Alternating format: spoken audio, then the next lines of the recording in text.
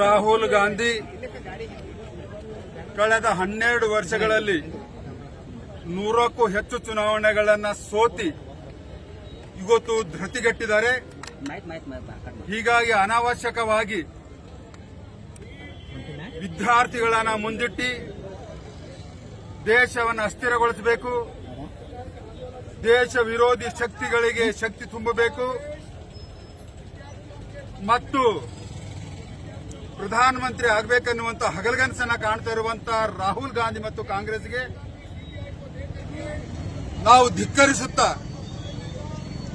ಆ ರಾಹುಲ್ ಗಾಂಧಿಗೆ ಸಾಮಾನ್ಯ ಜ್ಞಾನವಿಲ್ಲ, ಪ್ರಧಾನಮಂತ್ರಿ ನಿವಾಸದ ಎದುರು ಪ್ರತಿಭಟನೆ ಮಾಡುವುದು ಕೇವಲ ವಿದ್ಯಾರ್ಥಿಗಳ ಪರವಾಗಿ ಮೊಸಳೆ ಕಣ್ಣೀರನ್ನು ಹಾಕುವಂಥದ್ದು.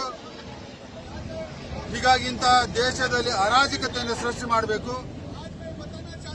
ಇವತ್ತು ರಾಷ್ಟ್ರದಾದ್ಯಂತ ನಿಜವಾದಂತ ವಿದ್ಯಾರ್ಥಿಗಳ ಸಮಸ್ಯೆಯನ್ನ ಹೋರಾಟದ ನೆಪದಲ್ಲಿ ತಮ್ಮ ರಾಜಕೀಯ ಬೆಳೆಗಳನ್ನು ಬೇಯಿಸಿಕೊಳ್ಳಿಕ್ಕೆ ಇವತ್ತು ಕಾಂಗ್ರೆಸ್ ರಾಹುಲ್ ಗಾಂಧಿ ಆಗಿರ್ಬೋದು, ಸಮಾಜವಾದಿ ಪಾರ್ಟಿ ಅಖಿಲೇಶ್ ಯಾದವ್ ಆಗಿರ್ಬೋದು, ಭ್ರಷ್ಟಾಚಾರದಂತ ಆಮ್ ಆದ್ಮಿ ಪಕ್ಷದ ಕೇಜ್ರಿವಾಲ್ ಆಗಿರ್ಬೋದು, ಅನೇಕ ರಾಷ್ಟ್ರ ವಿರೋಧಿ ರಾಜಕೀಯ ಪಕ್ಷಗಳು ಇಂತಹ ಒಂದು ದುರುಪಯೋಗ ಪಡಿಸಲು ಹೊರಟಿದ್ದಾವೆ.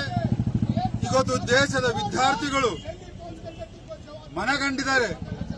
ಅವರ ಭವಿಷ್ಯ, ಅವರ ಸುರಕ್ಷತೆ ಯಾರಾದರೂ ಮಾಡಬಲ್ಲರಾದರೆ ಅದು ದೇಶದ ಪ್ರಧಾನಮಂತ್ರಿ ಸನ್ಮಾನ್ಯ ಶ್ರೀ ನರೇಂದ್ರ ಮೋದಿ ಮಾತ್ರ ಮಾಡಬಹುದು ಅಂತ. ಹೀಗಾಗಿ ಇವತ್ತು ಅರಾಜಕತೆಯನ್ನು ಸೃಷ್ಟಿಸಿದಂತಹ ಕಾಂಗ್ರೆಸ್ ಇತರ ಪಕ್ಷಗಳ ವಿರುದ್ಧ ಇವತ್ತು ಬೀದರ್ ಜಿಲ್ಲೆಯಲ್ಲಿ ಭಾರತೀಯ ಜನತಾ ಪಕ್ಷದ ವತಿಯಿಂದ ಉಗ್ರ ಪ್ರತಿಭಟನೆಯನ್ನು ಮಾಡಿ ನಾವು ಧಿಕ್ಕರಿಸಿದ್ದೀವಿ, ಖಂಡಿಸಿದ್ದೀವಿ ಮತ್ತು ಯಾವುದೇ ಕಾರಣಕ್ಕೆ ಕಾಂಗ್ರೆಸ್ಸಿನ ಷಡ್ಯಂತ್ರ ಈ ದೇಶದಲ್ಲಿ ಭಾರತೀಯ ಜನತಾ ಪಕ್ಷ ನಡುಗಲಿಕ್ಕೆ ಬಿಡಲ್ಲ ಅನ್ನುವಂಥದ್ದನ್ನು ಹೇಳ್ತೀನಿ. ಧನ್ಯವಾದಗಳು. ಅದೇ ಇದು ಒಂದು ಗಂಭೀರವಾದಂತಹ ಸಮಸ್ಯೆ. ಇದಕ್ಕೆ ನಿನ್ನೆ ಪ್ರಧಾನಮಂತ್ರಿಗಳು ದೇಶದ ನಮ್ಮ ಯುವಜನರ ಭವಿಷ್ಯಕ್ಕೆ ಯಾರೇ ಅಡ್ಡಿ ಬಂದಿದ್ರೂ ಕೂಡ ಅದನ್ನ ತಡಿಲಿಕ್ಕೆ ಸಾಧ್ಯ ಇಲ್ಲ, ಅದನ್ನ ನಾವು ನಿರ್ಮೂಲನವನ್ನ ಮಾಡ್ತೀವಿ ಅನ್ನುವಂಥ ಭರವಸೆಯನ್ನು ಕೊಟ್ಟಿದ್ದಾರೆ ಮತ್ತು ತಕ್ಷಣವಾಗಿ ಫಾಸ್ಟ್ ಟ್ರ್ಯಾಕ್ ಕೋರ್ಟ್ ಅನ್ನ ಆದೇಶವನ್ನ ಮಾಡಿದ್ದಾರೆ. ಮುಂಬರುವಂತ ದಿನಗಳಲ್ಲಿ ಇಂತಹ ಘಟನೆಗಳಿಗೆ ಕಡಿವಾಣ ಹಾಕಲಿಕ್ಕೆ ನರೇಂದ್ರ ಮೋದಿಯವರು ಮತ್ತು ನರೇಂದ್ರ ಮೋದಿಯವರ ಸರ್ಕಾರ ಕಟಿಬದ್ಧವಾಗಿದೆ.